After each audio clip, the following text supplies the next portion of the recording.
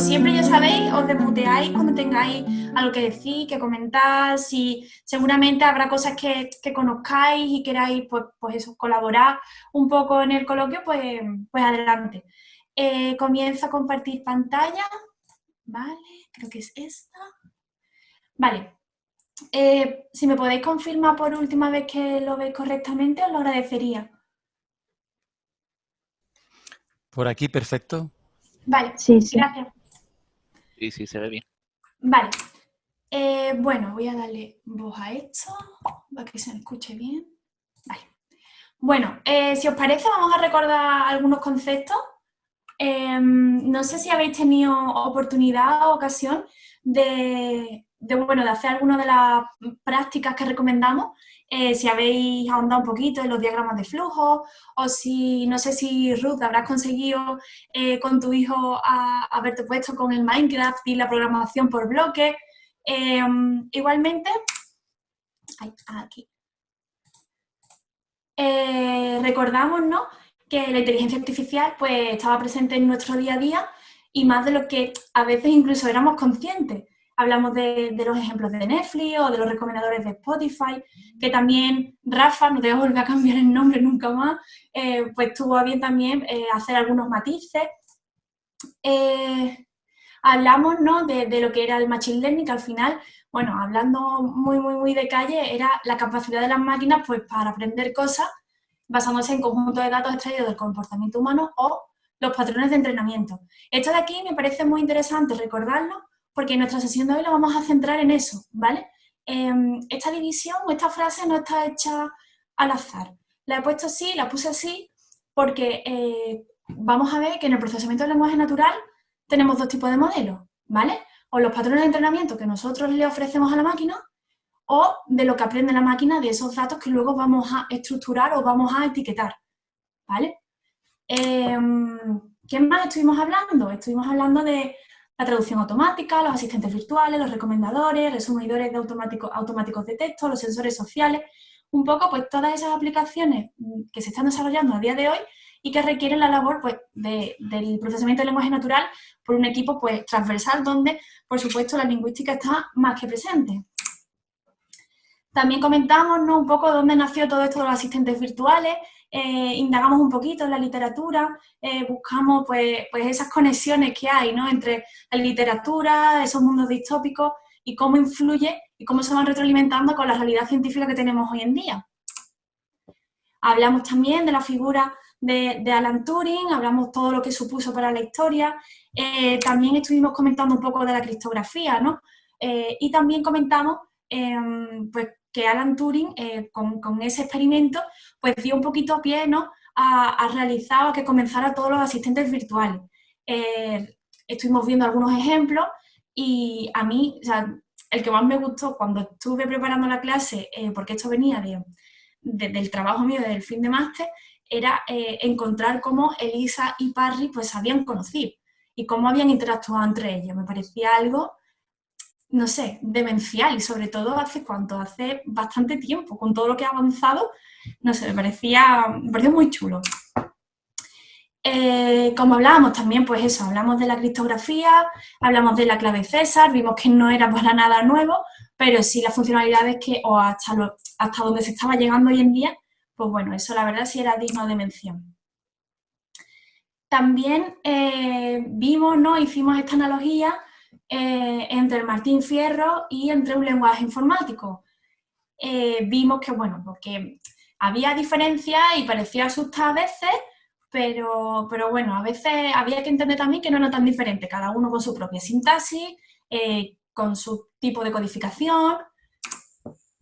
Vale. También estuvimos hablando de desarrollar el pensamiento computacional mediante los flujos de conversación o mediante los diagramas de flujo. En este caso, el diagrama de flujo que pusimos, uno de los diagramas de flujo que pusimos de ejemplo con los que estuvimos trabajando, era escapar si vemos un zombie, ¿no?, un apocalipsis zombie, ¿cómo lo haríamos? Aunque parece una tontería, aunque parece un ejercicio un poco básico, pero es verdad que para aquella gente que venimos de letras pura y dura, pues este tipo de organizar nuestras ideas pues yo creo que es bastante positivo y, no sé, nos puede venir muy bien. Vimos algunas herramientas también para comenzar. Os he traído un vídeo, estuve ya haciendo, nada, un par de fases solamente, dura 30 segundos, pero esta es una de las herramientas que os recomendé por si teníais curiosidad un poco de cómo funcionaba, que era el Out of Code. Está pensado para niños, pero bueno, todos los que empezamos ahora, al final, como decía Joaquín, y muy bien, no hay nada específico ni para niñas ni para niños. Vale, creo que lo veis bien, ¿no? Sí. Bueno, pues esto que veis aquí es el Out of Code. Como veis, tenemos que hacer una serie de tareas, ¿vale?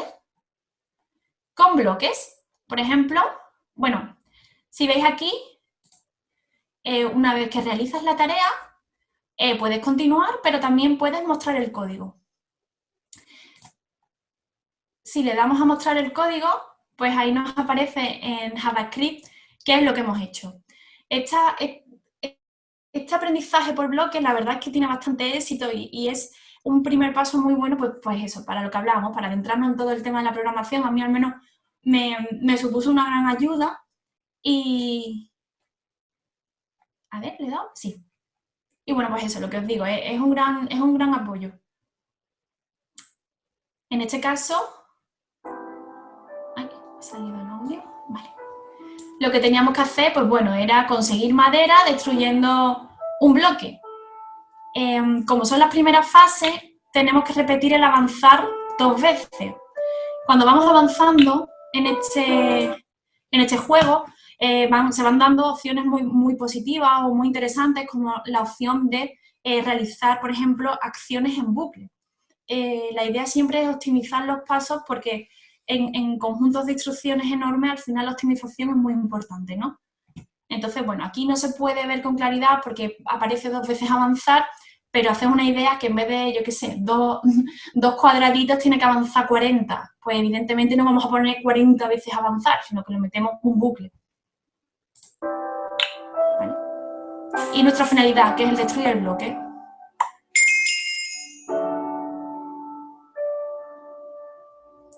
Y aquí igual, ¿vale? Tenemos y mostramos el código y vemos que, pues bueno, pues ahora lo que se llama destroy block lo ha añadido.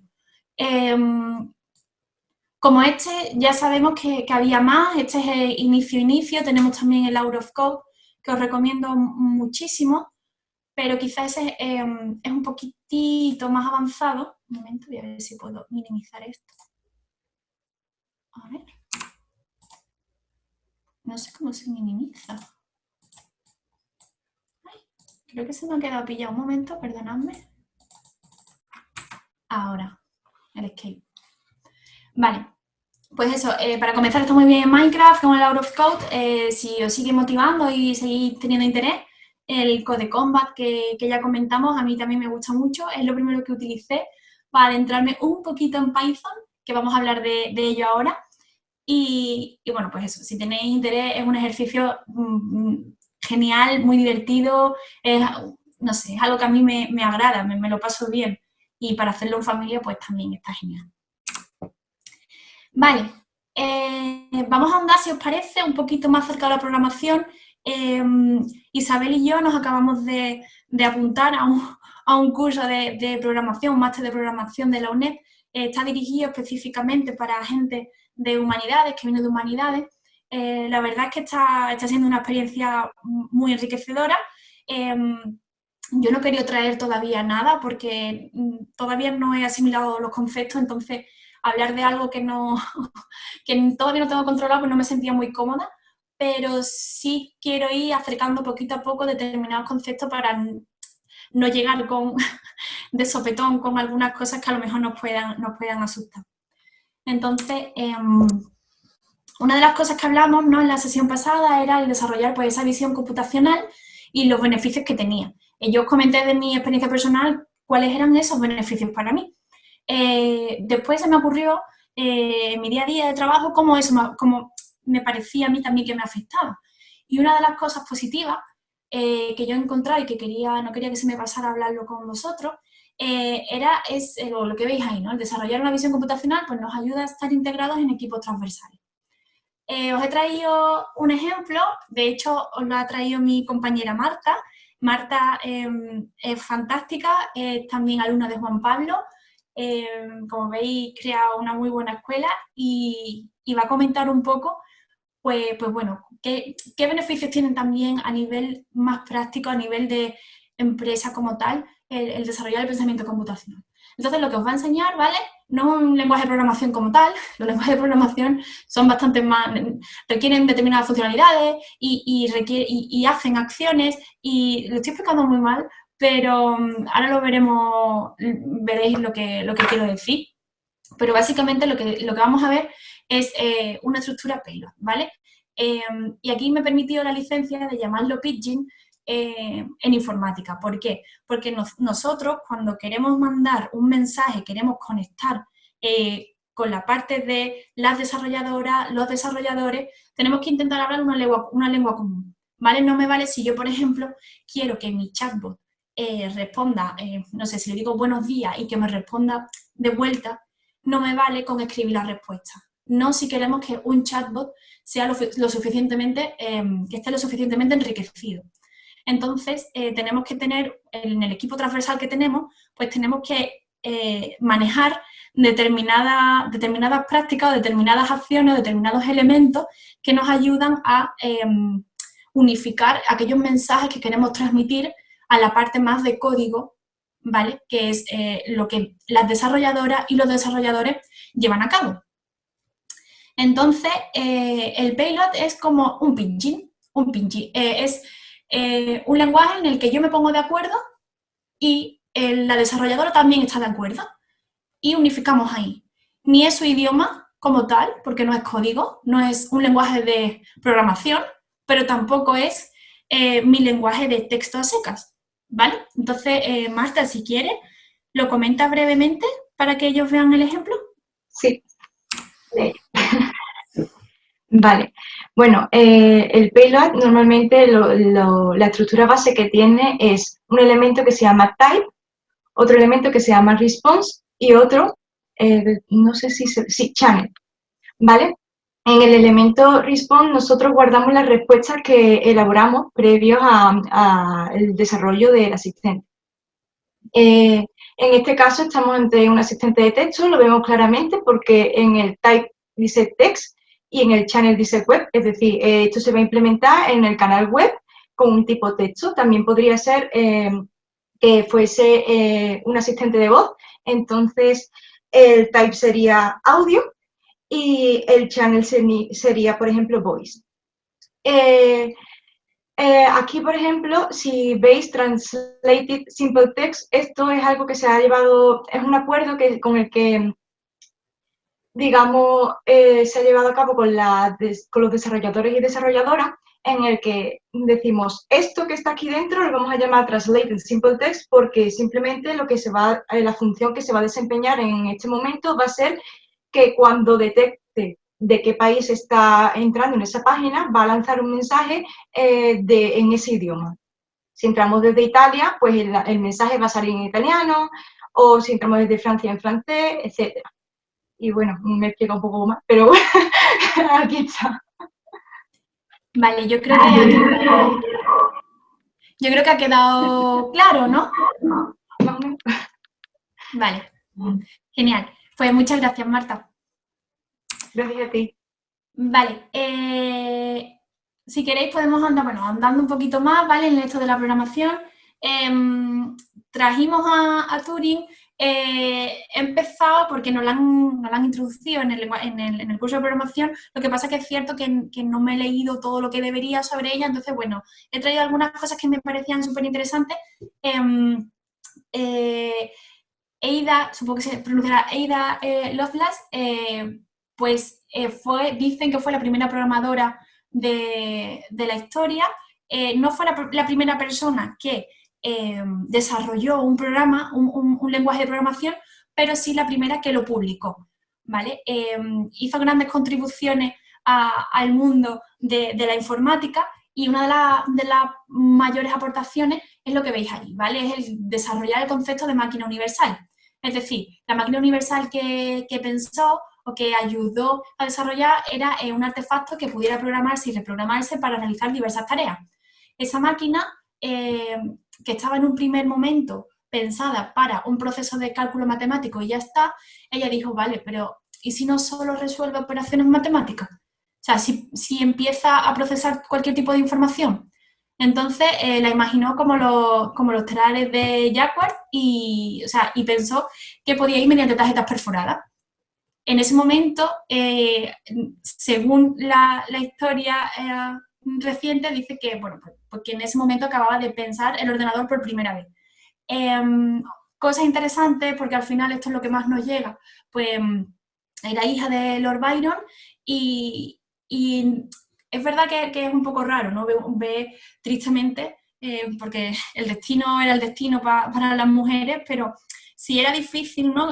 Salir como humanista, imaginaos también como alguien del mundo de la ciencia, o sea, es que eso estaba súper vetado.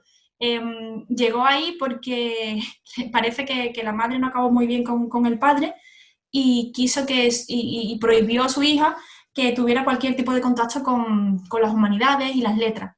Entonces, pues fue absolutamente increíble en su campo, tradujo obras que fueron determinantes para la programación de hoy en día, y cuando aprenda un poquito más y esté más preparada para hacer justicia a lo que supuso la figura, pues si os parece podemos recuperar este tema. Si sabéis algo de ella más, pues es muy buen momento también para hablar de su figura, y tanto ahora como luego en el coloquio. Vale. Esto que os he traído, estaba deseando meter la excusa para recomendaros este libro, ¿vale? Es de Moreno Sandoval, no lo recomiendan, que está muy nuevo y yo creo que por eso no lo recomiendan demasiado. Ha pasado tristemente muy desapercibido. Yo lo tengo por aquí, es el que me acompaña últimamente, se llama Lenguaje y Computación y la verdad es que estoy aprendiendo muchísimo, muchísimo, muchísimo. He traído un par de citas que tiene este hombre, que creo que era, un momento, lo voy a mirar porque no quiero cambiarle el nombre como a Rafa. Antonio. Vale, pues Antonio Moreno hace como analogías, también hablamos, ¿no? Un poco de esas analogías que se planteaban a veces entre la informática, entre el cerebro informático, el cerebro biológico. Entonces, bueno, una de las cosas que dice es que ambos son procesadores de información, ¿no? El ordenador y el cerebro, pues ambos son procesadores de información que pueden manipular símbolos y realizar procesos complejos, como la toma de decisiones, inferencias, y también experimentar con el ordenador pues nos permite manipular, probar, y evaluar nuestros modelos sobre mente-cerebro, y los patrones de comportamiento pues se pueden descubrir, cuantificar y explicar mediante simulaciones por ordenador, que es lo que vamos a ver hoy. Hablando un poquito más de programación, para cuando entremos un poco más de lleno, es importante que tengamos en cuenta por qué nos vamos acercando cada vez más a esto. Eso que veis ahí es el símbolo de Python, es un idioma, es un lenguaje de programación, más bien dicho, y en LTK es una librería de Python. Como veis ahí, os he puesto Python o R, ¿vale? Son los lenguajes más famosos de programación para abordar tareas relacionadas con NLP. Hay algunos lenguajes que no tienen las funcionalidades que nosotros estamos buscando, ¿no? Para analizar los textos adecuadamente o para buscar determinados rastreos a la hora de hacer pues, los análisis que están en nuestro horizonte. Python y R, la verdad es que funcionan muy bien con eso y tienen muchas funcionalidades para hacer grandes cosas en el procesamiento del lenguaje natural. Como hemos dicho, NLTK es una librería. ¿Qué es una librería? Pues igual, hablando un poco de calle, las librerías son un conjunto de utilidades que ya están desarrolladas, ¿vale? Que no tenemos que desarrollar de nuevo en el código, ¿vale? Y que podemos utilizar en nuestros proyectos para añadirle funcionalidad. Es abstracto, no pasa nada, lo vamos a ver ahora muy tranquilo y vais a ver a lo que me refiero. Y ya como cosa curiosa, ya sé que lo sabéis, pero siempre me hace ilusión, porque los adoro, Python es por Monty Python, ¿vale? Porque son muy fans los creadores y le pusieron en honor a el gran grupo humorístico. Vale.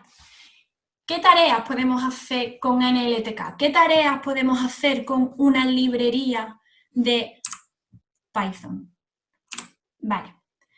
Cosas que podemos hacer que nos interesan para analizar texto y analizar y rastrear comportamientos discursivos que al final son el reflejo de los comportamientos que se dan en la sociedad de los individuos, por ejemplo, en Internet. Cosas que se pueden hacer, tokenizar.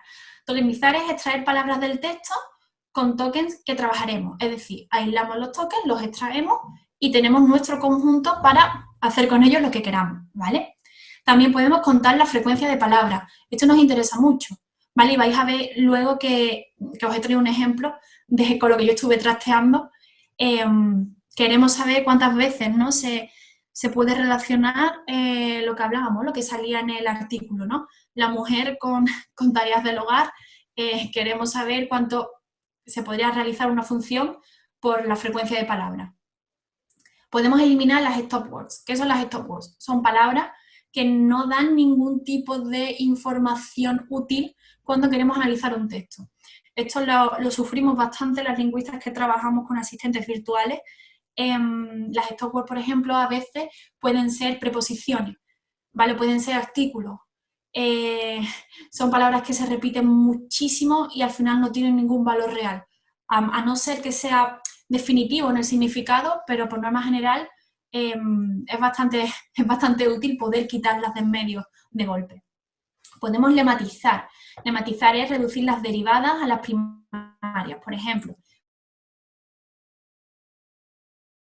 Y vamos a hacer stemming, que es detectando, bueno, no lo contrario, pero se parece, ¿vale? Que es detectar las raíces de las palabras. Y podemos hacer predicciones. Lo que pasa es que eso es un poco más complejo, pero se puede hacer predicciones. Ejemplo de stemming, ¿vale? Aquí lo tenemos, ¿vale? Las palabras game, gaming, games, y te sale, ¿vale? Y te dice, vale, pues de game, game, de gaming, game, de game, game, de games, game. También una cosa que no os he comentado y que metí aquí es esto. Es el taguear qué tipo de palabra va. También tenemos parseos, tenemos también formas para analizar sintácticamente la frase, ¿vale? Esto también se puede hacer. Resumimos. Podemos realizar y automatizar tareas que podríamos tardar meses en llevar a cabo gracias a las librerías de los lenguajes de programación. Además, si contamos que, imaginaos que tenemos ese tiempo, que tenemos todo el tiempo del mundo para hacer estas tareas, es muy difícil que no se nos escapara algo, es muy difícil que manualmente lo hiciéramos con nada de errores, es muy difícil. Entonces, siempre hay que tener en cuenta que esto nos lleva a la delantera, la informática. También es importante saber que no tenemos que aprender a programar si no queremos, ¿vale? Es cierto que tenemos que saber hasta qué punto todo esto es relativo para nosotros. ¿Por qué es importante? ¿Es porque quiero usar librería? Pues entonces nuestro consejo es, vale, pues debería saber un poquito de programación, pero para programar están los programadores. Nosotros vamos a hacer uso de esas librerías, vamos a hacer uso de esas herramientas, ¿vale? Pero cuando queramos programar algo, cuando queramos que algo adquiera unas funcionalidades increíbles y cuando algo tenga consistencia de verdad, pues para eso están los programadores. Nosotros lo necesitamos para aplicarlo a nuestro trabajo.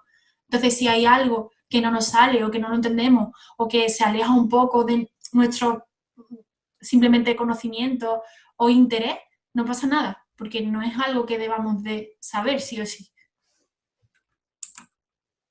¿Vale? No, yo al principio cuando empecé con la programación era muy así, era como necesito entenderlo todo y muy rápido y no estoy entendiendo nada.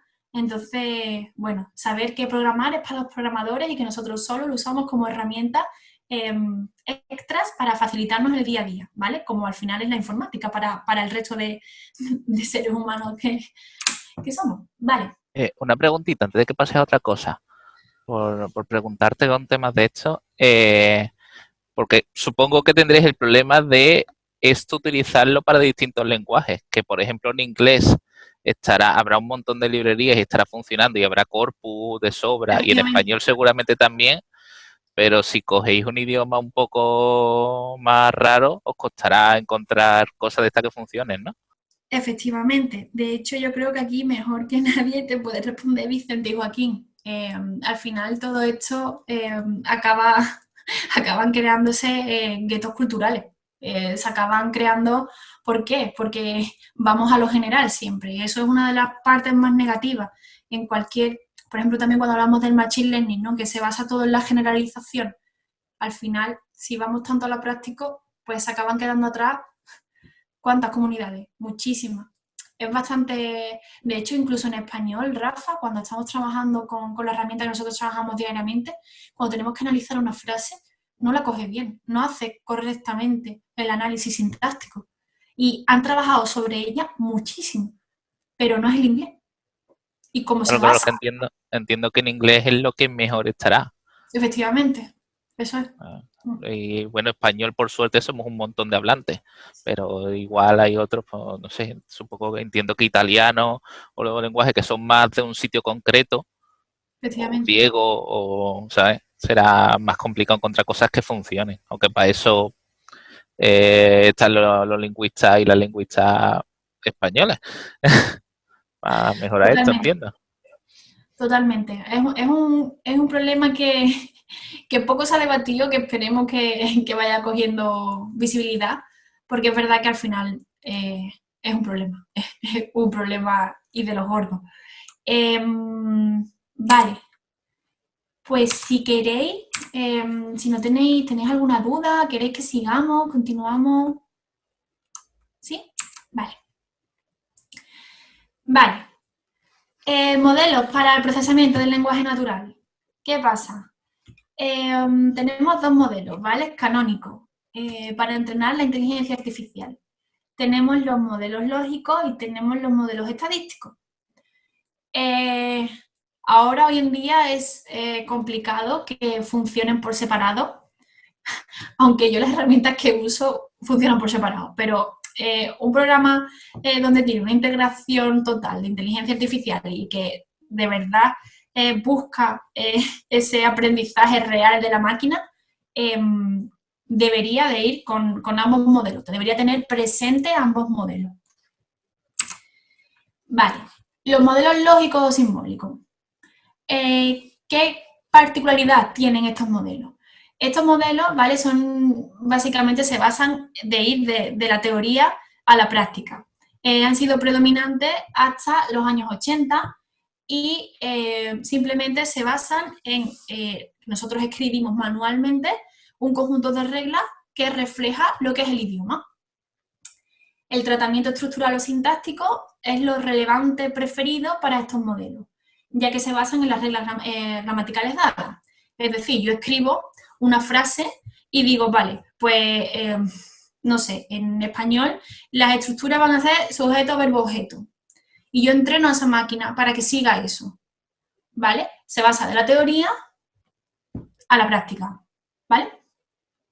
La figura de Chomsky fue muy, muy determinante para abordar la NLP en los años 50. Sin Chomsky no hubiese sido posible, no de la manera que la conocemos, se hubiera desarrollado, por supuesto, pero no de la manera que lo conocemos, no de la manera como avanzó la NLP, hizo una integración total con la informática. Es verdad que comenzó siendo muy críptico, con muchísimas limitaciones en el lenguaje. Ya sabéis que él ha tenido muchas teorías, que yo creo que la persona que más teorías tiene, ¿no? Y iba mejorando, ¿no? Iba haciendo como un control de versiones, que hasta su propia manera de trabajar con la lingüística era como se trabaja en informática, iba haciendo un control de versiones, tenía su teoría inicial y sobre esa iba diciendo, venga, pues ahora esta ya no es, porque le he cambiado determinadas reglas y se va a llamar de aquí, yo qué sé, como hablábamos, ¿no? El otro día, no sé si lo mencioné, sobre las estructuras minimalistas, los conjuntos minimalistas. La verdad es que para Chomsky hace falta un par de clases de esto. Se me han quedado muchas cosas que me hubieran gustado hablar, porque es una figura bastante interesante y ha aportado muchísimo, pero es cierto que ahora mismo no creo que que nos vaya a ser muy, muy útil. Está bien saber todo esto de de cómo se acercan las gramáticas formales y cómo se conocen y cuáles son los beneficios que tuvieron. Pero de ahí a quizás ahondar un poco más en esas teorías de Chomsky, pues quizás deberíamos esperar un par de sesiones, si os interesa, y ya las comentamos. Entonces os he puesto ahí, para resumir, que básicamente los modelos lógicos o simbólicos se basan de la teoría a la práctica, ¿vale? Los modelos estadísticos, probabilísticos o estocásticos es todo lo contrario, ¿vale? Están desarrollados a través de la teoría de la información y tienen un auge brutal a partir de los años 80. Es evidente, ¿vale? Llega el Big Data, empezamos a manejar grandes cantidades, ingentes cantidades de datos, pues no nos vale ya la teoría, tenemos que ir a recoger datos reales, porque tenemos la facilidad para recoger esos datos reales. Es muy importante, muchísimo, que nos quede claro que el tratamiento del discurso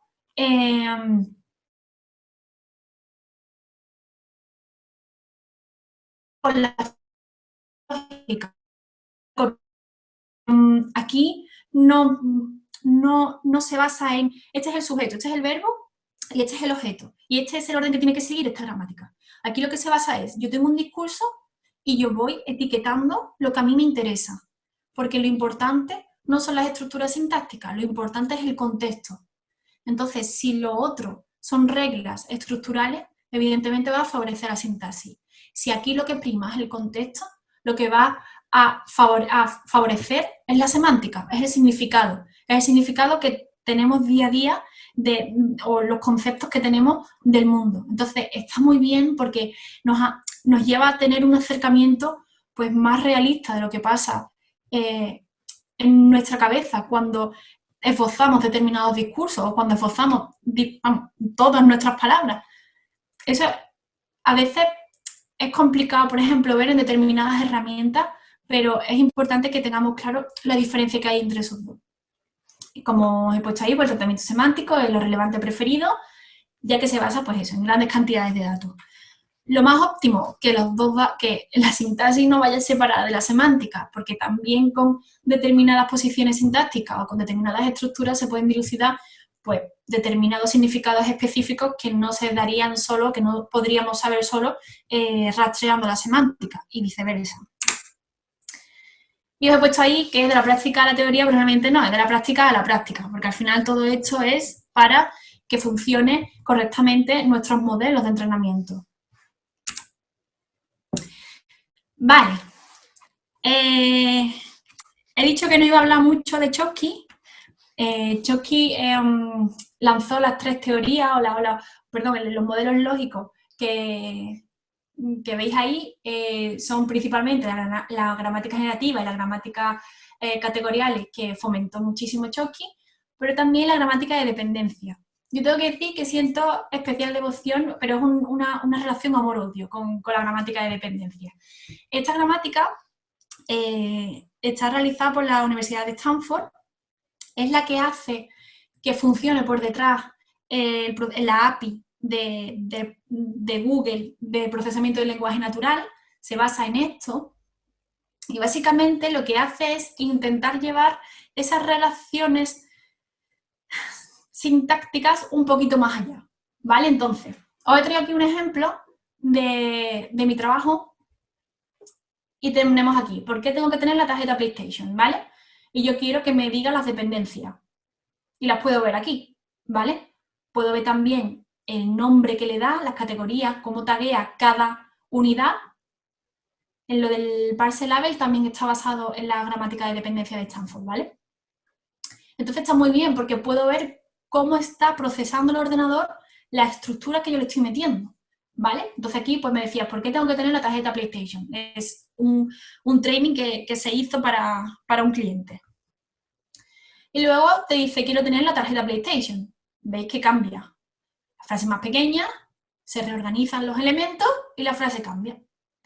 Aquí lo que pasaba, lo que teníamos un problema, que ¿por qué tengo que tener la tarjeta PlayStation? Tenía que ir a una intención sobre los beneficios de tener la tarjeta PlayStation. Dime por qué tengo que tener, dime los beneficios de tener una tarjeta PlayStation. Lo de abajo, si veis, es diferente, ¿no? Quiero tener la tarjeta PlayStation es, quiero hacer un contrato. Son dos intenciones completamente diferentes. ¿Qué es lo que pasa con las...? Por eso os digo que tengo un poco de amor-odio. ¿Qué pasa aquí con la gramática de dependencia? Pues que el quiero lo iguala, ¿vale? El quiero y el tengo lo iguala. Entonces aquí tenemos el quiero tener que está al mismo nivel que este tener de aquí, ¿vale? Tenemos las raíces y tenemos los complementos directos de las raíces, que al final acaban funcionando más o menos igual. El caso es que esta y esta entraban por el mismo camino. Ambas me entraban como si yo quisiera contratar esa tarjeta, como si yo quisiera tener esa tarjeta. Pero yo no quería eso, yo quería que la primera me fuera por el lado de dime los beneficios. ¿Qué se hizo? Se hizo de abajo. Se hizo... Esto es un poco trampa, pero intentamos engañarlo. ¿Cómo lo intentamos engañar? Pues reforzando nuestro objetivo, nuestra palabra objetivo. Quiero saber por qué tengo que tener la tarjeta PlayStation, ¿vale? El saber era el que, ¿veis? ¿Veis que hacemos aquí el engaño? Que el quiero saber, quiero tener, intentamos que el saber tenga exactamente la misma altura que tiene aquí tener. Sé que suena un poco lioso, pero para mí también lo era al principio y al final es cogerle un poco el rollo. Y os digo, esto en español funciona de aquella manera, en inglés funciona súper bien, pero en español no funciona igual de bien.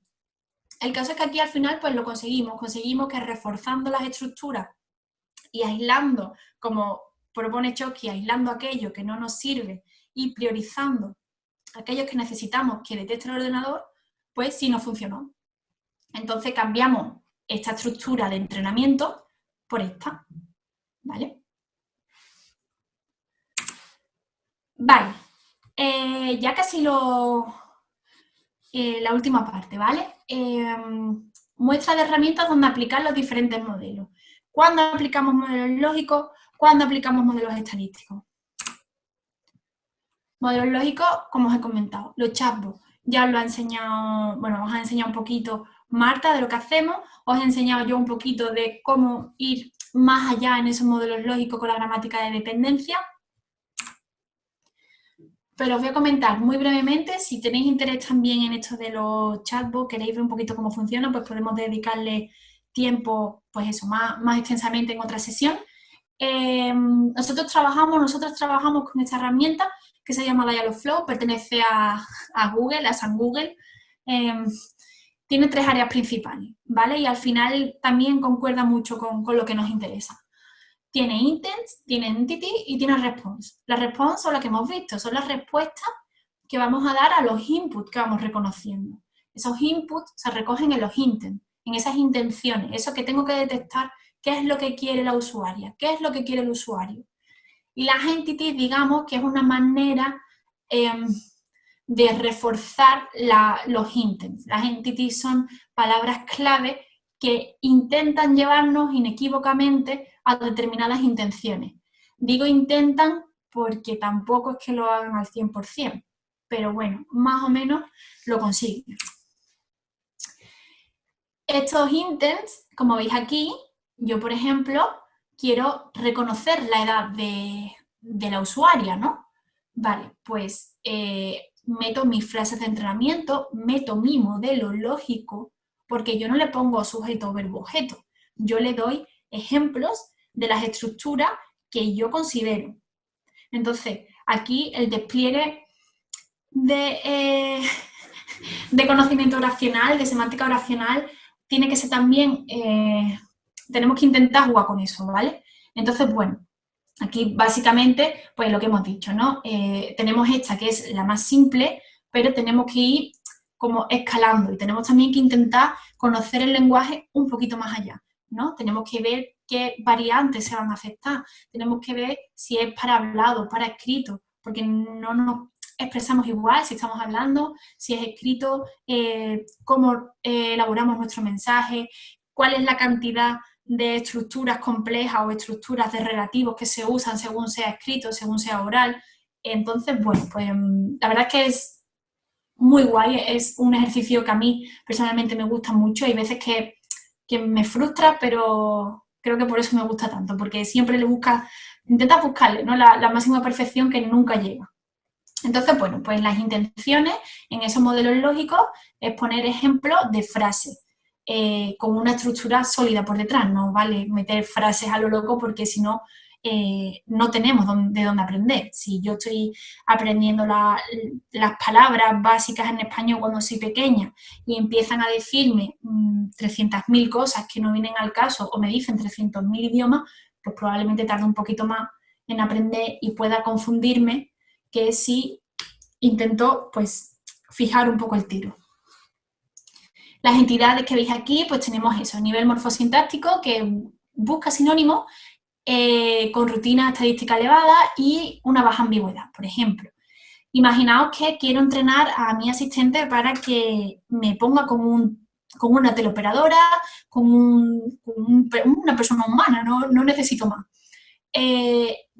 La mejor forma, ya decíamos en lo del pensamiento computacional, en aquellos bloques que podíamos optimizar poniéndole un bucle, pues aquí pasa igual. Yo no necesito tener 20 frases que diga pásame con un agente o pásame con una trabajadora. ¿Por qué? Porque tengo las entidades. Una entidad con una variable, ¿vale? Que se llama agente y que tiene todos estos valores. Entonces voy a necesitar una frase de entrenamiento con esto. Y va a dar igual que yo diga quiero hablar con una teleoperadora, con un humano, con una persona, ¿vale? Y la respuesta que ha explicado más que maravillosamente bien mi compañera, aquí lo veis y esto es un paraíso con lo que os ha enseñado. Estas son las respuestas que llamamos planas, no vamos a entrar en eso ahora, y las respuestas enriquecidas que os ha enseñado ella, que sin duda es la que se usan a día de hoy para que el chatbot pues, bueno, pues funcione como tiene que funcionar y dé mayores resultados y mejores. Vale. Bien, os he traído, porque no he tenido tiempo, me vais a disculpar, os he traído un ejemplo, un vídeo de la creación de un chatbot. Me vais a disculpar, os lo digo, porque las palabras que se usan, entenderlo, es una clase para alumnas y alumnos de tercero de la ESO y quizás pues no esté muy adecuado al coloquio que tenemos hoy aquí o a la charla que tenemos hoy aquí. Descubrieron por primera vez la gran palabra sevillana cabeza, entonces vais a ver que se repite más de lo que debería. Pero bueno, está bien para llamar la atención y para captar la atención de tus interlocutores, así que bueno. Este vídeo dura muy poquito, son 2 minutos. Igualmente, si queréis, puedo saltármelo y vamos directamente a lo que queda poquito, o si queréis lo dejo puesto, vosotros me decís. ¿Lo Yo dejo diría que o lo...? adelante. Sí, ¿Sí? ponlo, ¿no? Sí. Vale.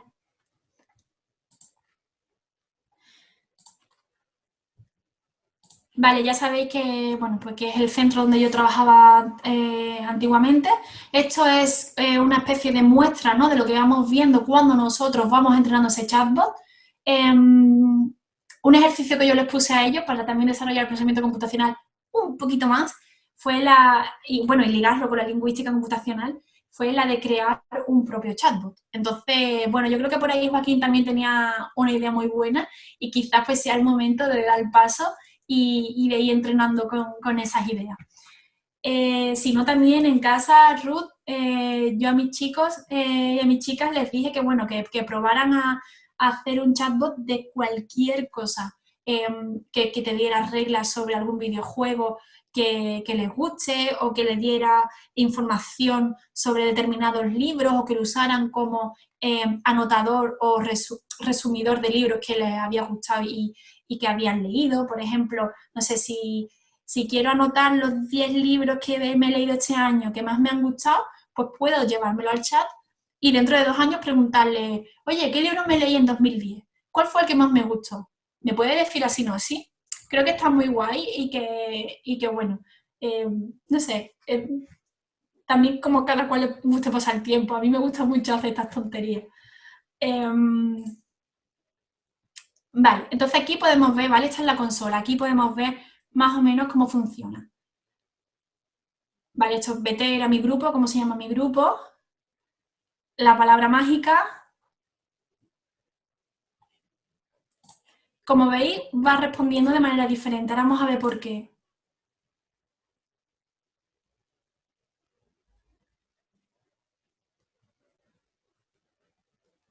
Vale, ahí se quedaría pillado. Ah, no, me ha respondido, sí, lo verde. Vale, siguiendo con la temática que hablamos del apocalipsis zombie, ¿vale? Porque a ellos también les puse el ejemplo de ese apocalipsis zombie.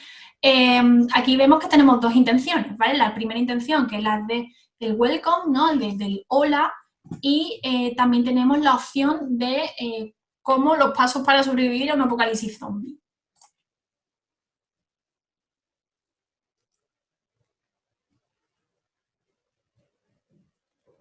Vale. Me voy a la consola, lo otro era el widget, perdona. Y ahí tengo mi proyecto. Ahí alojo mi proyecto. ¿Veis? Intent, Entity, lo que hemos hablado. No tiene pérdida, son muy poquitas cosas. Luego lo elaborado viene después. Aquí tenemos el conjunto de intent. Tengo el welcome, ¿vale? El hola, y tengo el intent de, oye, que está habiendo un apocalipsis zombie, ¿qué puedo hacer? ¿Vale? Me voy al welcome. Normalmente, Dialogflow, para cosas que son universales, como decir hola, te da un conjunto preentrenado muy poquito, 4 o 5 estructuras. Yo quería que fuera súper sevillano, súper sevillana, y le puse eso. Por eso me lo reconoció. Podría poner otra cosa que quiera que me reconozca. O puedo ponerle, por ejemplo, yo, aunque a veces no lo sepan porque no lo digo, pero intento poner en saludos, intento poner todas las variantes, cuando desarrollamos un chatbot en español, intento poner todas las variantes de saludo al menos de la península. Y ahí tenemos la response, ¿vale? Lo que ha comentado Marta y lo que os hemos comentado antes. Yo ahí puedo poner como quiero que me responda. En este caso, el nombre del grupo.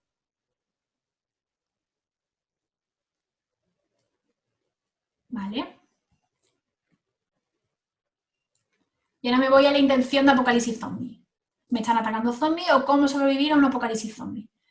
Tengo la respuesta corre insensato, o la otra opción, ¿no? Una de las opciones, tristemente, que teníamos en el diagrama de flujo.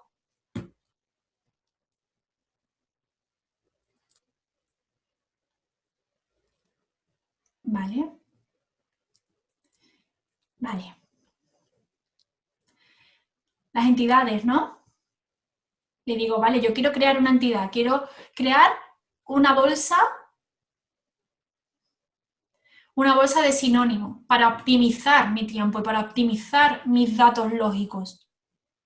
¿Cómo puede ser un zombie? Pues puede ser un zombie o puede ser no muerto o no vivo.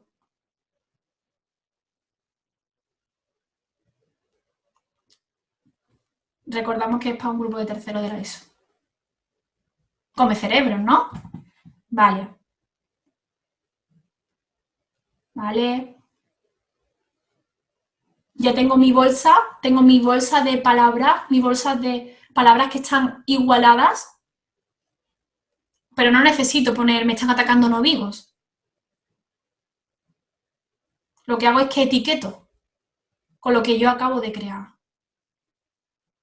Y ahí igual. ¿Vale?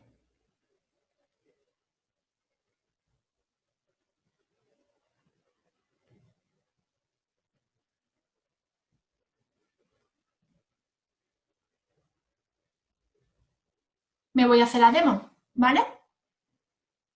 Donde estábamos antes. Y ese es el enlace.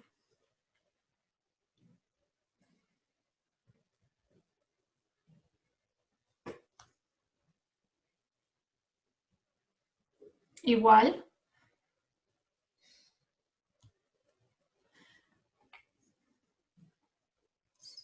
Vale.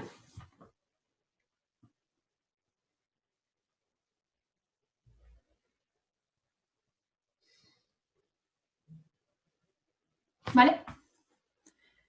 Ha entrado por el índexo que yo quería. De hecho, esta es la segunda respuesta que le hemos enseñado. Esas respuestas funcionan en aleatorio, ¿vale? Por eso están en el mismo recuadro. Si quisiéramos poner una respuesta después de otra, entonces serían con diferentes recuadros. ¿Tiene sentido?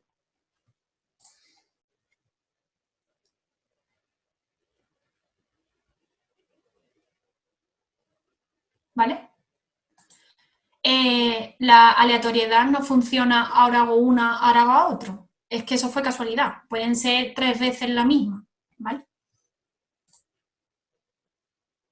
Y bueno, pues eso es un poco a una pequeña escala cerca de la herejía, es como funciona la herramienta a la que nos dedicamos, con la que trabajamos diariamente Isa, Marta y yo. Y que funciona con modelos lógicos. Vale, entonces, más o menos entendemos cómo funcionan esos modelos lógicos, ¿no? ¿Qué aplicaciones tiene y cómo se pueden modelar o cómo se pueden transformar a día de hoy? ¿Vale? Estamos terminando. Los modelos estadísticos y la predicción, muy importante, ¿vale? Aquí he tenido otro problema. Iba a crear un pequeño ejemplo, pero Google pues, me ha dicho que si no pagaba porque no podía. Entonces, pues lo que he hecho ha sido un poco trampa y os he traído una captura, trampa cutre, porque os he traído una captura de pantalla y luego lo he ido poniendo aquí los pasos que yo sigo cuando trabajo en esto, ¿vale? Disculpadme porque no quería darle un duro a Google, la verdad. Vale. Bueno, pues esto que veis aquí, ¿vale? Es para trabajar con modelos estadísticos. Modelos estadísticos, como ya sabéis, se basan en el contexto, aprende del contexto. Creo que es para nuestro proyecto de investigación, para todos esos proyectos que tenemos en adelante, lo que más nos interesa con diferencia. Con diferencia es, como comentaba antes Joaquín, ¿no? de hablar ahora más tarde, ¿no? Del artículo que hemos hecho, que hemos lanzado Ruth y yo, lo que hablamos, los ejemplos que ponemos son sacados de modelos estadísticos. ¿Por qué? Porque son de grandes cantidades de datos, es lo que nos interesa, queremos saber cómo se comportan los usuarios, ¿vale? Queremos saber qué es lo que está pasando en la mente de los usuarios y cómo se relacionan entre ellos. Entonces, por datos y estadística, no hay más.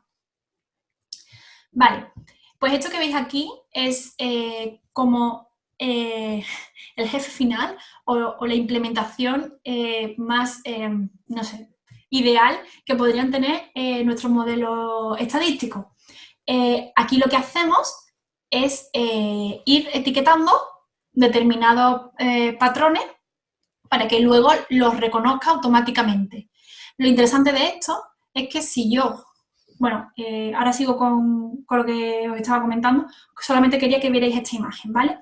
Lo que tengo que hacer es preparar mi conjunto de datos. Yo tengo mi conjunto de datos que, por supuesto, debería de ser muy amplio, porque no se pueden sacar conclusiones con 20 frases, con 30, 40, 50, 100. No se puede, no representa la realidad. Tenemos que coger cantidades mayores.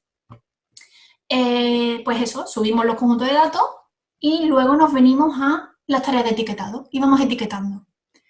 Y luego nos vamos a modelos y entrenamos nuestro modelo, ¿vale? Para que aprenda de lo que nosotros hemos etiquetado. Vale, entonces, aunque lo veáis por aquí y no quede tan bonito, pero como os decía, prepara tus datos, ¿vale? Yo preparo mis datos. Este es como, por eso os decíamos, ¿no? Eso de ir un poquito más allá, ¿no? Saber en general, pues este pitching porque al final no es solo con las desarrolladoras ni con los desarrolladores, también son con las propias herramientas que tenemos a nuestra disposición. Entonces, la manera en la que se preparan los datos es esta, ¿vale? Yo simplemente me dicen que tengo que meterlo aquí, pues yo lo meto. A mí no me supone ningún problema. La frase que yo he encontrado es esta, ¿no? Y estos son 3 ejemplos. Los sesgos de género se reproducen en la inteligencia artificial, se ha sabido por medio de varios estudios que hay sesgos, sin ese, lo he hecho queriendo, y no te lo vas a creer, los sesgos también se producen en la inteligencia artificial. Y luego etiqueto. Y yo digo, vale, yo voy a crear 3 etiquetas. Sesgo, inteligencia artificial y género. Y empiezo con las dos que tengo. O con las dos, tres que tengo. Los sesgos de género se reproducen en la inteligencia artificial. No te lo vas a creer, los sesgos también se producen en la inteligencia artificial. Y yo empiezo a etiquetar mis datos, Llega así y digo, vale, aquí no pone exactamente lo que yo tengo, pero significa lo mismo para mí, tiene el mismo significado funcional para mí. Entonces, el sistema patriarcal lo voy a ligar con con sesgo, y las máquinas con inteligencia artificial. Cuando yo tengo entrenado 200 o 300 frases así, yo no necesito ir, como pasa con los modelos lógicos, de uno en uno, por así decirlo, o si no cubro algo específico, hay el riesgo de que no lo coja. Esto te va a coger absolutamente todas las variantes. Si yo quiero, por ejemplo, detectar métodos de pago y pongo que el método de pago que yo quiero detectar se da en un contexto donde todo el rato estoy hablando de métodos de pago, si yo he etiquetado, por ejemplo, PayPal, ese sistema, ese modelo va a echar a andar y me va a llegar, por ejemplo, Visa y me lo va a reconocer, porque sabe en qué entorno se mueve. Dime con quién anda y te diré quién eres. Pues esto es básicamente eso, ¿vale? Vale, y ya esto es lo último. No hace falta irnos a lo más óptimo para empezar a funcionar, para empezar a sacar deducciones del comportamiento según los discursos. Por supuesto, esto es lo más óptimo. Requiere un desarrollo también, requiere una arquitectura, perfiles muy, muy técnicos, pero tenemos también esta opción. Por si queréis, de hecho, si queréis que demos un taller, que parte del taller del mes que viene sea sobre esto, pues genial. Esto lo va a reconocer, bueno, Juan Pablo me habló de este curso, pero yo no le eché cuenta y el año pasado estaba, mira qué curso me ha apuntado, sí, es el curso que te dije hace 3 años, yo lo siento, Juan Pablo. Y también Sergio se matriculó, pero creo que le ha pasado como a mí, pues bueno, ha hecho las 2 sesiones nada más, o sea, dos semanas y ya. Yo lo tengo pendiente de terminar, pero bueno, está pagado, así que puedo acceder a cualquier material que también subiré al repositorio en cuanto me siente con Vicente. Como decía, los modelos estadísticos y el análisis de interpretación de corpus, perdón. Vale. Hay muchas herramientas, muchísimas herramientas que sirven para analizar corpus, ¿vale? Muchísimas. Lo bueno que tiene es que al final aquí nos pueden dar unas estadísticas, pero cómo se leen esas estadísticas ya depende de nosotros. ¿Qué tiene que pasar para que nosotros le demos un valor u otro a los números que nos dan? Eso ya va a depender de nosotros, ¿vale? No lo va a aprender automáticamente porque esto ya tiene una funcionalidad, tiene algo que ha desarrollado la arquitecta o el arquitecto para que vaya certero. Es verdad, no tiene eso, pero no es un mal comienzo, porque aquí también nosotros podemos confirmar o desmentir determinadas teorías. Entonces, esto que veis aquí se llama Lancsbox, ¿vale? La Universidad de Lancaster está muy, muy, muy avanzada en análisis de corpus y de grandes cantidades de datos. Entonces han creado su propio IDE, su propia herramienta para ello. Entonces, si veis aquí, pues perdonadme que se ha cortado, ¿vale? Pero esto es el download y el cargar los datos. Vale, pues yo aquí he venido, me he descargado los datos que te venían con esta aplicación, con esta herramienta. Entonces te venían, pues, tenía Shakespeare, Jane Austen. Entonces, evidentemente, he cogido Jane Austen. Aquí me pone todos los textos que tengo disponibles y yo he cogido uno para cargar, para hacer la prueba. Cosas que se pueden hacer, pues todo lo que veis ahí arriba, ¿vale? Podemos hacer muchísimas cosas. Una de las cosas que se pueden hacer es esta. Esto ya lo comenté, esto fue la primera práctica que yo decidí hacer con este corpus. Básicamente, yo digo, vale, pues búscame la palabra, lo que sea, ¿vale? Yo en este caso he puesto love. Quiero saber en Austen cuántas veces se habla de love. Y aquí nos sale la cantidad de veces, o sea, nos aparece las veces el número de veces que aparece y nos aparece también las relaciones. No voy a ser yo quien lo entrene, pero está muy bien para detectar, ¿vale? Entonces sí puedo ver un poquito, ¿vale? Y puedo sacar mis conclusiones. Insisto, lo otro es mucho más avanzado, pero esto está muy bien y a veces es mejor esto para determinadas funcionalidades o determinados estudios que queramos hacer. ¿Vale? Entonces está muy bien porque te dice, vale, pues he encontrado esto, que te lo voy a marcar como nodo, y vas a ver cómo se va relacionando. Luego después podemos hacer búsquedas avanzadas y podemos decir, vale, quiero saber cuántas veces se reproduce, o sea, cuántas veces se reproduce love con verbo a la izquierda, con sustantivo a la izquierda. ¿Cuántas veces love se da al final de la palabra?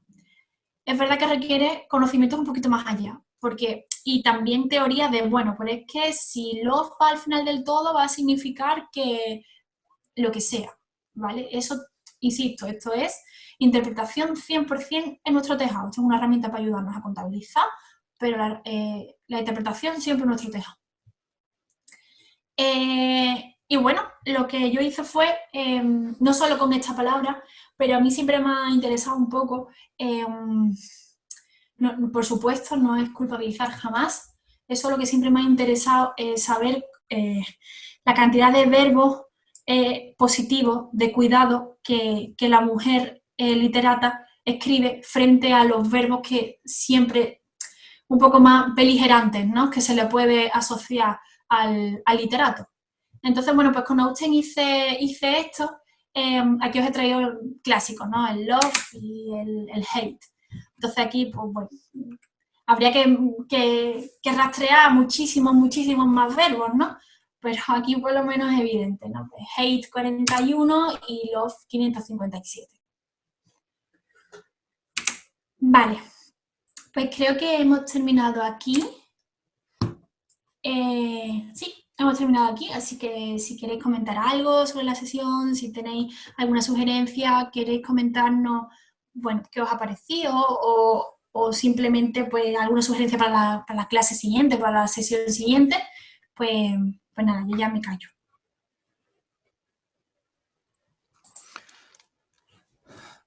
Hola María. Hola.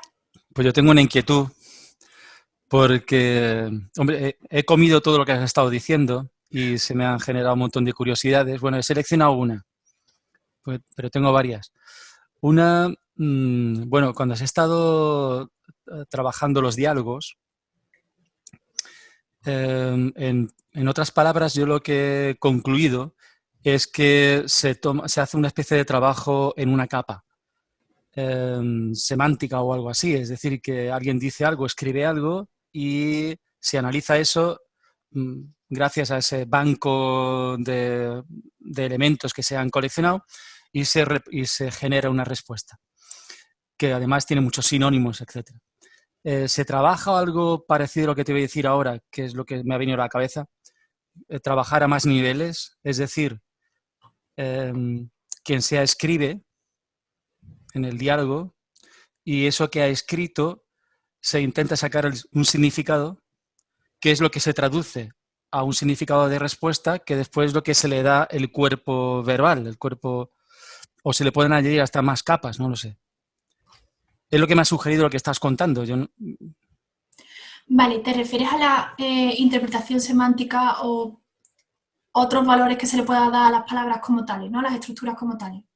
Sí, en el sentido de decir que no se traduce literalmente o no se genera la respuesta literalmente a partir de una colección, sino que se trabaja esa colección para saber a qué significado estamos hablando y después se trabaja con los significados, no con... Vale. Sí. Me falta vocabulario para No te preocupes. Creo que te entiendo. Si no, me vuelves a explicar un poquito. Nosotras lo que hacemos es que esas estructuras salen de nosotras, ¿vale? Entonces nos dicen, pues, el objetivo de hoy es crear una tarea para que nuestro asistente virtual entienda que, no sé, quieres encargar un helado. Entonces nosotras intentamos hacer ese ejercicio sintáctico, pero que al final también es semántico, porque tenemos que ir jugando con esos valores que le da la sociedad a determinadas palabras y a determinadas estructuras para que nuestro asistente reconozca lo máximo posible. Hay veces que, bueno, que las inferencias que se van a crear son muy crípticas y no podemos jugárnoslas. Por ejemplo, yo puedo decir, no sé, quiero un calipo y mi asistente puede hacer que me entienda. Pero ya habría que valorar si yo le digo, tengo calor, ahí me diga, toma un helado. Esa capa no se trabaja. Esa capa la decide un poco pues el equipo que está trabajando y que puede, una vez que te dan los requisitos y te dice, bueno, pues es que, no sé, acaba de salir un spot publicitario que hay un chico que cada vez que dice tengo calor, pues le dan un helado. Pues entonces para nosotras sí tiene sentido meter una frase de entrenamiento, una estructura que diga tengo calor. Es un poco intentar nivelar, pues eso, la practicidad con lo que va a ir luego en la teoría por detrás. No sé si Marta o Isa quieren comentar algo. Bueno, yo lo que sí que podría añadir es que es verdad que, bueno, depende mucho del proyecto, pero en un primer momento sí que se hace ese entrenamiento a partir de modelos lógicos, como bien has explicado, pero ya digo, dependiendo del proyecto, tenemos otra fase que es una vez que el asistente ya está en producción, nos encargamos de hacer el análisis de llamadas, si es un asistente de voz, o de la recogida de datos de las conversaciones cuando es un asistente de texto. Y a partir de ahí sí que hacemos un híbrido entre esos modelos lógicos con los modelos estadísticos y ya vamos de la práctica a la práctica, como bien has dicho antes. Entonces, de hecho, en los que yo estoy normalmente hago primero un entrenamiento muy básico, minimalista, como decimos, con la idea ya sabiendo de que, bueno, esto lo lanzamos así a producción, intentando que cubra lo máximo, pero sabemos que en cuanto esté en producción ya estamos ahí mirando, oye, pues esto lo han dicho y no lo hemos entendido, ¿tiene sentido que entre?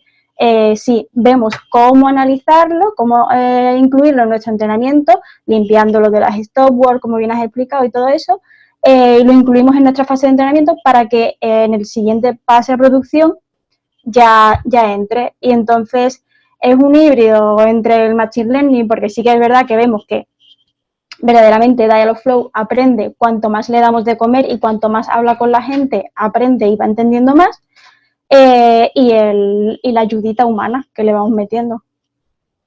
No sé si responde un poco a lo que ha preguntado Vicente. Sí, me responde.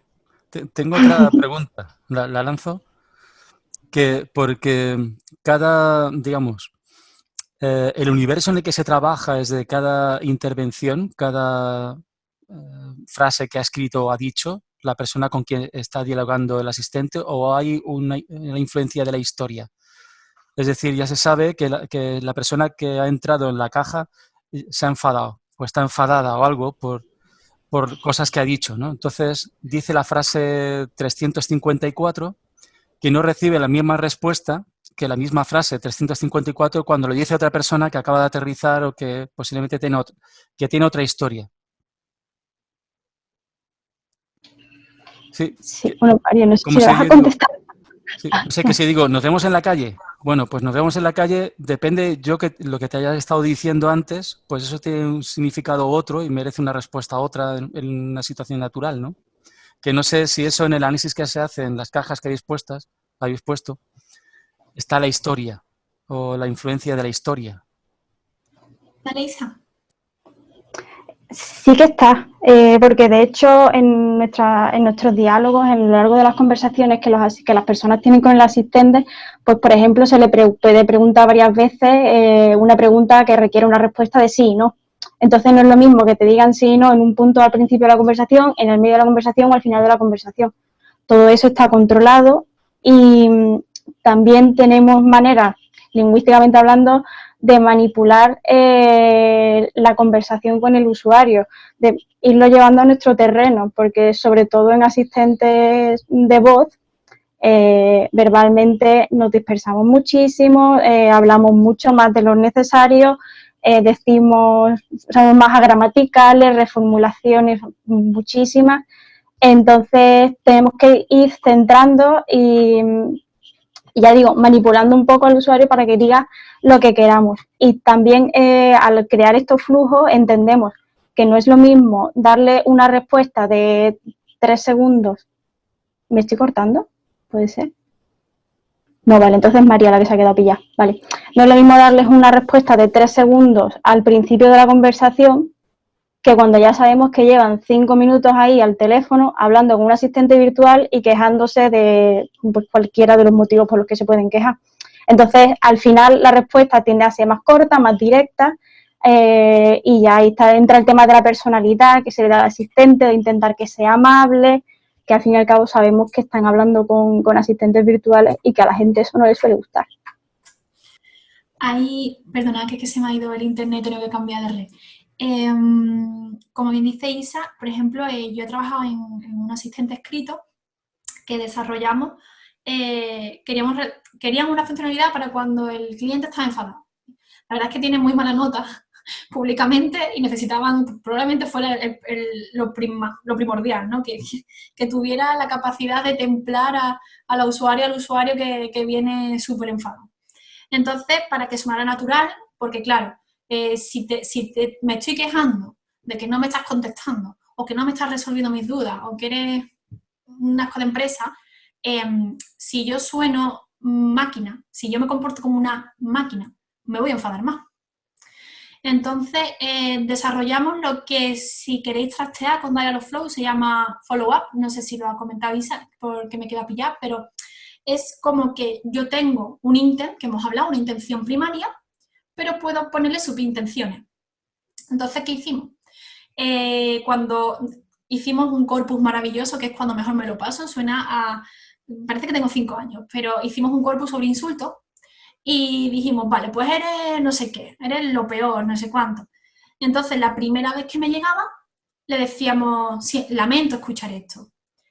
Si detectábamos que me lo decía una segunda vez, le lanzábamos ese follow-up, le lanzábamos ese subintent y le decíamos, voy a hacer como que no he oído nada. Intento acercarme de una manera más graciosa, un poco más de colegueo. Si me lo vuelvo a repetir, ahí ya no hay nada que hacer, porque ahí ya no ha pasado por el aro. Entonces le respondo diciendo, bueno, vale, pues aquí tienes el número de uno de nuestros operadores por si quieres comentarle cualquier cosa. Yo ya me lavo las manos y ya he hecho el balón fuera. Esa es una de las cosas, y otra de las cosas que ha comentado y se me ha parecido súper interesante, es el hecho de educar a la persona que te está hablando. Intentar abarcar todos los dialectos, todas las formas de hablar personales es muy difícil. Entonces es verdad que intentamos partir de lo que llamamos la teoría de la acomodación. Al final nosotros acabamos acomodando. No es lo mismo cuando yo voy a mi pueblo que hablo de una manera que vengo aquí a la ciudad. Pues esto es lo mismo. Cuando tú estás hablando con una máquina, lo que hemos aprendido es que cuanto más corto es mejor. Y cuanto menos, al final es más. Yo recuerdo llamar a Vodafone y decir, vale, Wi-Fi, no funciona, Wi-Fi. Tenemos que jugar con eso. Y esa es la ventaja con la que partimos, que nos esperan menos inteligentes de lo que nosotras intentamos hacerlo. Entonces, pues eso, tenemos que intentar saber que el usuario o la usuaria que va a interactuar con nosotros, pues efectivamente sabe que somos una máquina y que nosotros intentamos ser muy transparentes. Decimos, soy un bot, porque la ley de transparencia es muy vital y lo tienen muy en cuenta. Entonces, es muy importante pues eso, que ellos sepan y lo saben que somos unas máquinas, porque bajan las expectativas y porque ya saben que se tienen que acomodar a una inteligencia artificial. Es más fácil que ellos se acomoden a que nos acomodemos nosotros, a menos que el rango de edad pues sea de, no sé, 60, 70 hacia arriba o en determinadas comunidades o en determinados grupos sociales.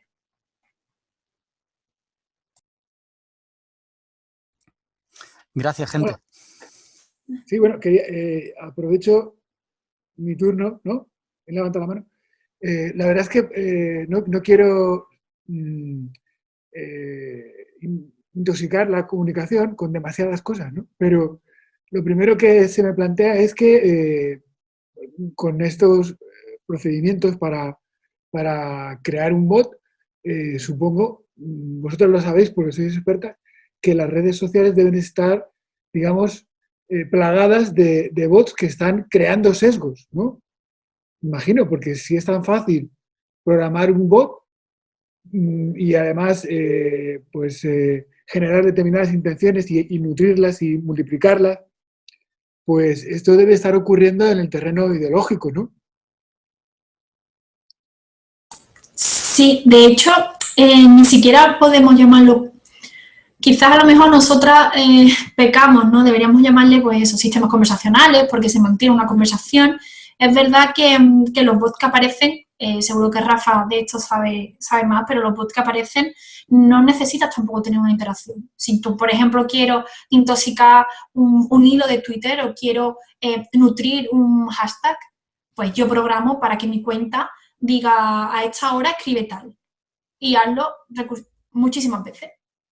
Entonces, incluso ahí no hace falta, y creo que hay hasta aplicaciones y páginas online que te lo hacen directamente, que te crean. O sea, si ya una persona o más de una persona ha pensado en esta funcionalidad para hacerlo de manera automática, pues fíjate si tiene que estar demandado. Entonces, por supuesto. Lo llaman granjas, ¿no? Me parece. ¿No son granjas? ¿Cómo lo llaman? ¿Cómo? Lo que creo que lo llamaban granjas. Eran los lugares donde tienen como un montón de móviles, ¿no? Para poder mandar mensajes ad hoc para las campañas políticas, por ejemplo, ¿no? Vamos a cargarnos a tal político o política, ¿no? Pues a por ella o a por él con tantos mensajes a tal hora, etcétera, etcétera. Y creo que lo llamaban granjas, ¿sí? Farm, en inglés. Pues creo que lo había escuchado, pero no lo había asociado con... Tiene sentido. Algún documental o algo que he visto por ahí, no sé. Tiene bastante sentido, sin duda. No, en tema de Twitter y eso, un montón, pero un montón de cuentas son bots. Y está programado y mucha gente, vamos, hay muchísimas páginas web en las que tú inicias sesión con Twitter y puedes programar un tweet para que salga a tal hora. O sea, que al final lo que hacen es eso. TweetDeck es la plataforma básica que hubo primera, no sé si os suena, y tú programas el tweet para que salga el domingo a las 12 del mediodía. Ahí está. Y no es un bot, o sea, simplemente es programarlo. No, pero yo me refería a algo un poquito más complejo, que es, por medio de procesamiento de lenguaje natural, crear un remedo, un perfil automatizado, pero más o menos humano, que parezca más humano, ¿no? Con el que se pueda interactuar un poquito y que, sin embargo, te esté multiplicando sesgos y potenciando sesgos ideológicos.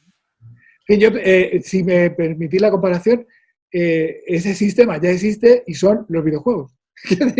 Los videojuegos son un sistema muy complejo para multiplicar sesgos, ¿no? Pero eso ya digo que no quería intoxicar yo esta conversación generando, respecto a lo que han explicado María, Isabel, Marta, pues me parece estupendo, ¿no? Yo ahora entiendo ya un poquito mejor cómo se programan los asistentes virtuales, ¿no?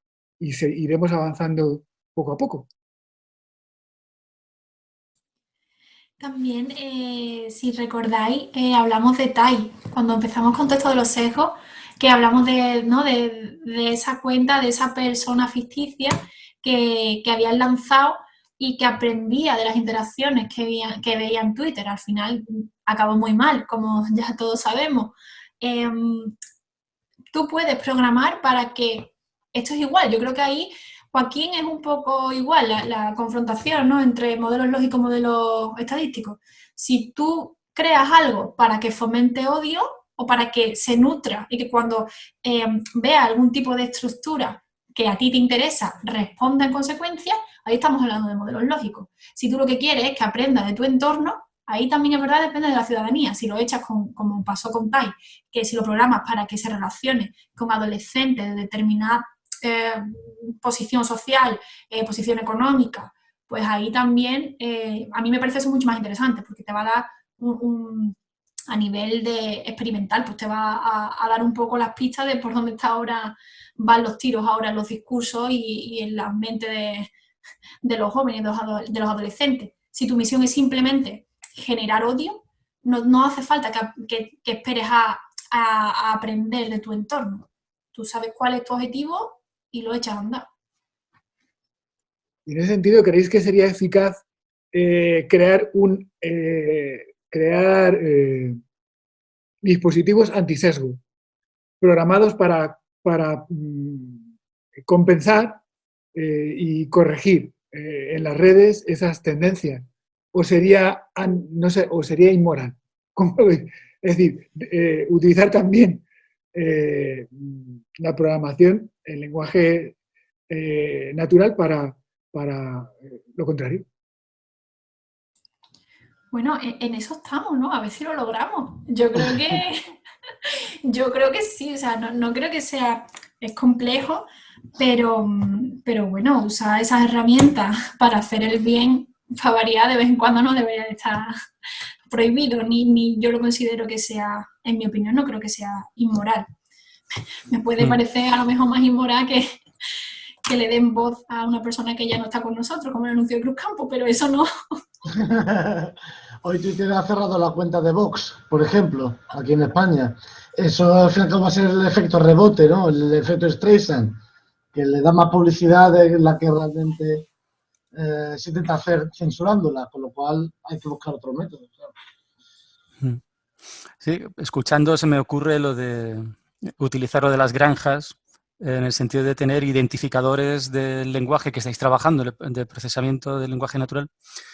Tener esa granja que identifica, por ejemplo, sesgos o violencia de género, etcétera, en los tweets y que automáticamente genera aportaciones o tweets del tipo, quizá esta expresión no sea la más acertada, ¿no? O cualquier cosa de esas, ¿no? Y eso lo hace automáticamente en cuanto lo recibe, ¿no? Eso, por ejemplo, está ya. O sea, no sé, vamos, de un paseo por Twitter y cualquier post que sea un poquito, que se vaya de la norma, aparece como este contenido puede herir la sensibilidad o tal. Y eso es automático. No hay una persona que está ahí mirando a ver todos los tweets, sino que eso es, pues, un bot que está leyendo y, pues, si es algo que, supongo que, no sé, será un corpus o algo entrenado, pues lo censura. Eso, Y Rafael, bueno, me lo pareció censura. lo de Facebook con los desnudos, ¿no? Que empezó a detectar desnudos y ya incluso la pintura, que supuestamente no tiene sentido pornográfico ni nada por el estilo, empezó a marcarlo como pornografía. Claro, habría una subida grande y dijo, ya, pues hay que ir cortando. Y fue aprendiendo que era muy probable que hubiera desnudos. Aprendió eso. Y dijo, ostras, pues todo lo que se parezca, fuera, fuera, fuera. Y claro, no es una persona, es que son bots. Igual, aquí es que estamos hablando de bots que escriben, ¿vale? Pero hay muchos bots que leen. Hay toda una rama de inteligencia artificial que es el análisis de sentimientos, que es sobre una marca, un pensamiento, un lo que sea, saber la gente si opina bien o opina mal, o qué está opinando. Y eso se hace cogiendo, pues, todos los tweets, choporrón de tweets, y viendo todos los que nombran y viendo si hay gente que se queja, si no, ¿vale? Y eso todo automatizándolo. Es lo que comentábamos de los sensores sociales, un poco, ¿no? Vamos a ver qué opinión qué opinión general está suscitando las palabras o el discurso que ha dado X presidente o X presidenta o X candidato o candidata. Al final, y una de las cosas que, bueno, lo que comentaba Rafa, yo por ejemplo he usado lo del tema de quiero que me eliminen las palabras, por ejemplo en Twitter tú puedes decir yo no quiero ver contenido de este tipo. Y no tienes que poner, yo pensaba que eran palabras exactas y claro, yo cuando llegaba el derbi, como yo soy del Betis, el Betis siempre pierde. Entonces yo esa semana decía, yo no quiero saber nada del Betis, porque, ni del Sevilla. Pero al final veía que no me hablaba tampoco de las cosas que pasaban en la ciudad, no me salía nada en el timeline de las cosas que pasaban en la ciudad o nada de lo que pasaba en el fútbol. Entonces al final pues eso, aprende, pero aprende de aquella manera.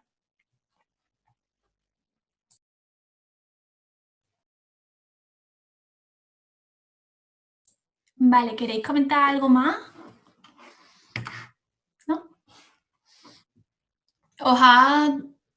¿Consideráis que os ha servido y habéis más o menos podido ver las limitaciones entre los modelos lógicos y los estadísticos, que era un poquito el objetivo de hoy? ¿Sí? Vale. Genial, genial. Muchas gracias, Genial. María. Sí, María, está muy bien. Uy, apaga ya, no pasa nada. Perdona, me quito porque es que creo que estoy... Espera, a ver, quita el micrófono. Acoplando un poquito.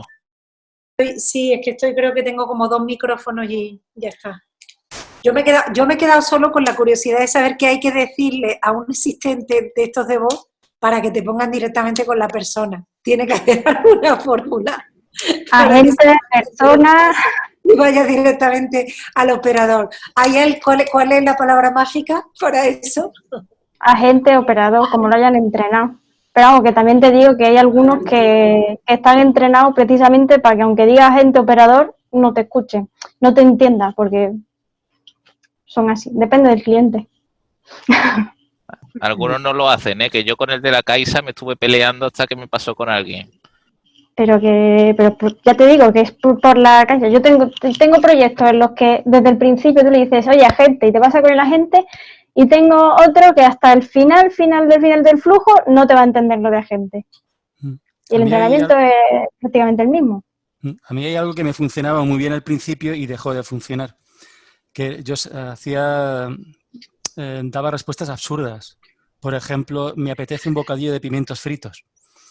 Y a la segunda frase que decía, la respuesta era siempre la misma, le paso con un agente.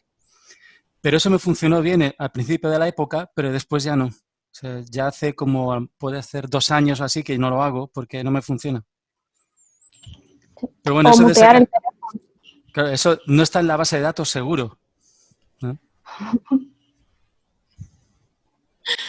Ahora ya veremos. Después de lo que nos has dicho, el lunes nos veo a Isa, Marta y a mí escribiéndonos los asistentes.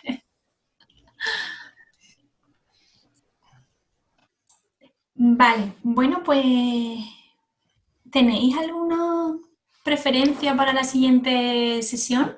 ¿Queréis que veamos más un poco las herramientas estas de fondo? Yo tenía también pensado que era una de las cosas que estaba en marca que me interesa mucho y creo que aquí podemos aportar todo y puede ser más interesante porque vamos a estar hablando más de tú a tú, un poco pues las percepciones que tenemos sobre el lenguaje en la red y el comportamiento en las redes. Al final, nuestro objetivo es eso, ¿no? Poder parametrizar determinados comportamientos mediante el lenguaje natural, pero también sería interesante, pues bueno, cómo vamos viendo esas expresiones en las redes o cómo vemos esos comportamientos que luego se reflejan en esas expresiones.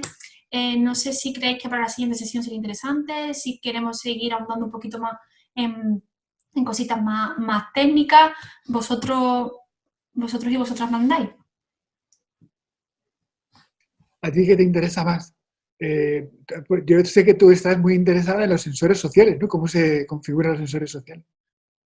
Y quizás te resulte más interesante preparar una sesión sobre eso, ¿no? Sí, bueno, de hecho los sensores sociales, es verdad que tristemente pues, no me quedan muchas horas al día para aprenderlo como debo, pero sí que un sensor social se puede crear con lo que hemos hablado del etiquetado que Google me forzaba a pagar con un estudio previo del comportamiento en las redes. Entonces, bueno, como aquí tenemos perfiles varios y hay mucho que desgranar a nivel sociolingüístico, pues quizás sea el momento, ¿no? de que salga todo este comportamiento que vamos a analizar y que vamos a estudiar de cara al estudio de los sesgos. Vale, pues nos quedamos, si os parece, con el lenguaje en la red, en Twitter y cómo influye luego en las métricas que se van viendo de los sensores sociales, ¿vale? Vale. Bien, genial. Vale, pues si queréis decir algo más, si no, pues por mi parte, os libero. Vale. Gracias, María, Marta, Isabel. Vamos a cenar, ¿no? Gracias a vosotras y vosotros.